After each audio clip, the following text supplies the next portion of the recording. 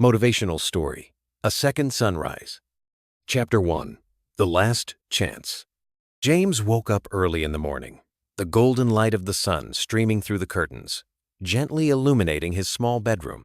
He blinked a few times as he slowly adjusted to the light, his eyes scanning the familiar worn-out furniture around him. The clock on his nightstand read 5:30 a.m. He had always been an early riser. But today, as he lay there, something felt different.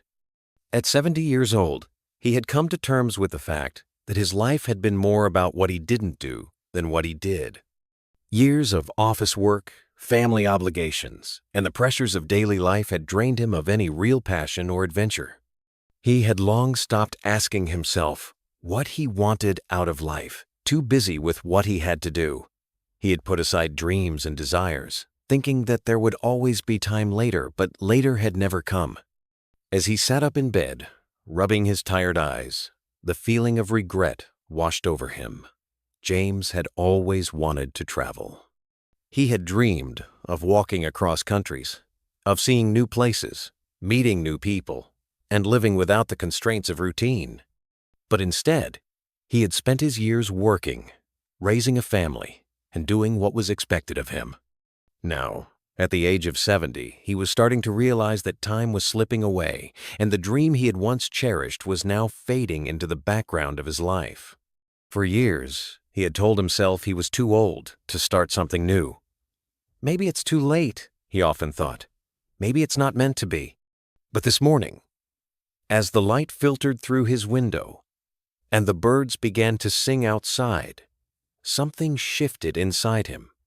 It was a moment of clarity. The weight of years of regret and missed opportunities pressed down on him, but with it came the realization that he still had time. If he didn't do something now, he would never do it at all. James stood up from the bed, a sudden rush of energy pulsing through his veins. He looked at himself in the mirror, his face lined with the years, but his eyes still bright with the same curiosity he had as a young man. He reached for his shoes and pulled them on, tying the laces with a sense of determination. "I'm doing this," he whispered to himself, his voice low but filled with resolve. "I'm going to walk across the country. I don't care how old I am. I've waited long enough." He didn't know where he would go or what the journey would look like, but one thing was clear. It was now or never. With a final glance at the quiet room, James grabbed a small backpack, threw a few clothes and essentials into it, and walked out the door. It was time to start living. Chapter 2, Doubts and First Steps. The early morning air was crisp as James stepped onto the pavement outside his house. The street was still silent, save for the rustling of leaves in the trees. He stood for a moment, taking a deep breath, feeling the weight of the moment. It felt surreal. Was he really doing this? Was he really going to walk across the country, alone, at the age of 70? His body already ached from the thought of walking so far, and doubts crept in. He had always been in good shape for his age, but the last few years had taken their toll.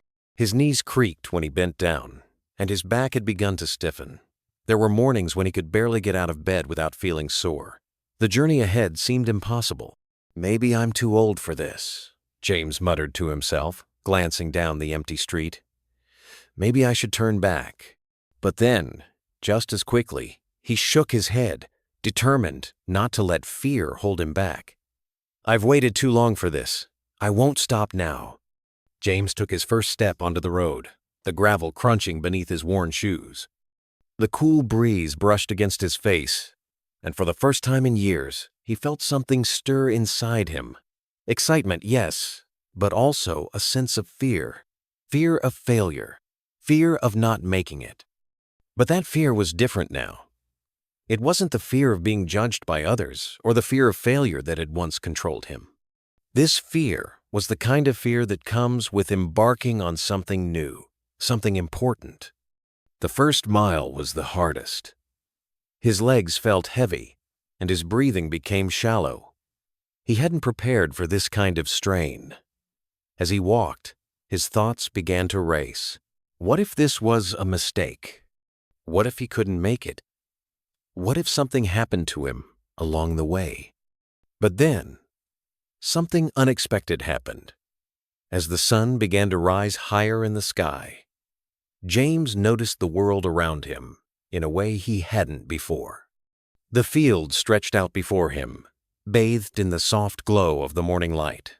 The birds sang as if encouraging him, their songs filling the silence. The road ahead seemed endless, but it was also beautiful. For the first time in ages, he felt a sense of freedom. "One step at a time," he whispered to himself, repeating the mantra over and over. "One step at a time." With each step, his doubts slowly faded away. They were still there, lurking in the back of his mind, but they no longer felt as powerful. He couldn't worry about what might happen in the future. All he could do was keep moving forward. By the time he reached the outskirts of the small town a few miles down the road, James felt something shift inside him. His legs were sore, but his heart was lighter. He wasn't just walking. He was reclaiming something he had lost, his sense of purpose. This journey, whatever it was, had already begun to change him. As he walked past an old diner on the corner of the road, an elderly man sitting on the porch waved at him. James stopped, pausing for a moment to catch his breath. The man's eyes twinkled as he smiled warmly at James. "Where are you headed, young man?" the old man asked, his voice rough but friendly.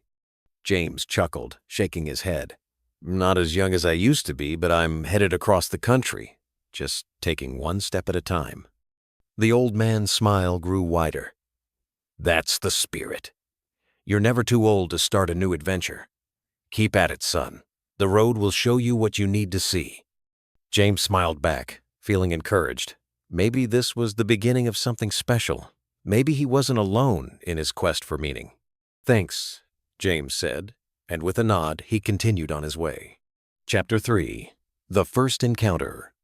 As the days passed, James's journey became a rhythm, the steady tap of his shoes against the road, the ever-present weight of his backpack, and the changing landscapes before him. His body was sore, his muscles aching, but something inside him had shifted.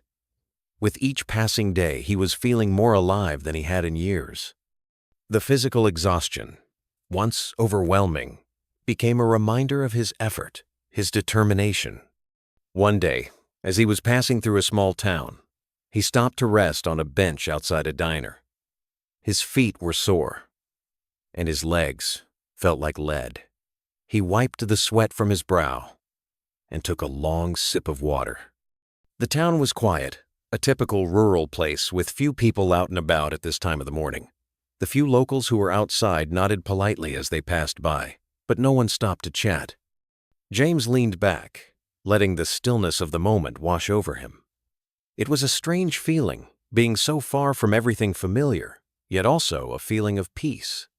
He wasn't running from anything anymore, he was simply living. It was then that he noticed an elderly man walking toward him, moving with slow but deliberate steps. The man had a cane in one hand, and his other hand was tucked into the pocket of his worn jacket. His face was weathered, and his eyes held a kind of quiet wisdom that made James pause. The man stopped in front of James and smiled, his lips curling up at the corners. "You look like you've been walking for a long time, son." James chuckled, nodding. "I have. Been on the road for weeks now. I'm walking across the country." The old man raised an eyebrow, clearly intrigued. "Across the country, huh? That's a long way.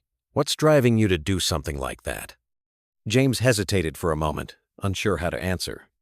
"I guess I've spent my life putting off things I wanted to do. I've been afraid to take risks, but now I'm just tired of waiting. I don't want to look back and regret not doing what I dreamed about." The old man chuckled softly, his eyes twinkling. "Ah, I see. You know, I'm 85 years old, and I've spent most of my life fixing things. Cars, houses, even lives. When I was younger, I worked on cars in a factory. But when I retired, I decided it wasn't too late to start a new business. I opened up a small shop, fixing and restoring old antiques.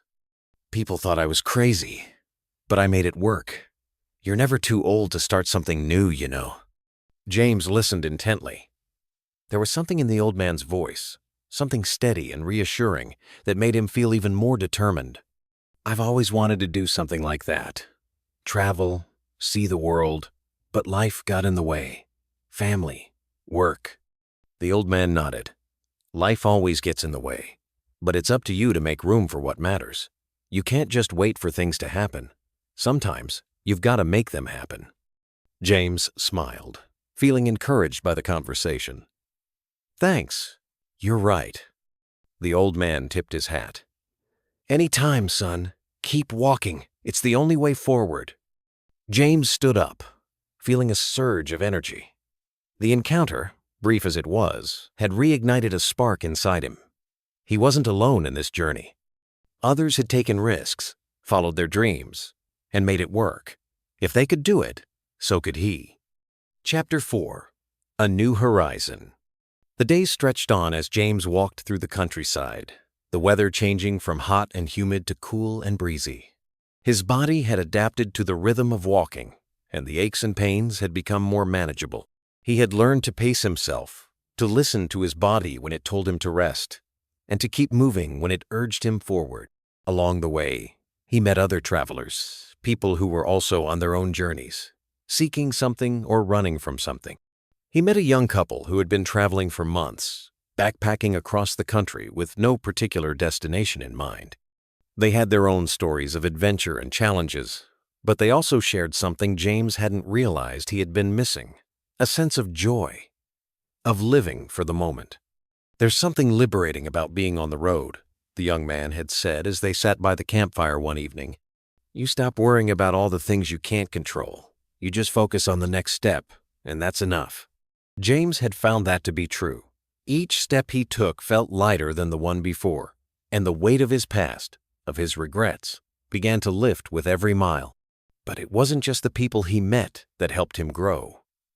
It was the moments of solitude that had become the most profound.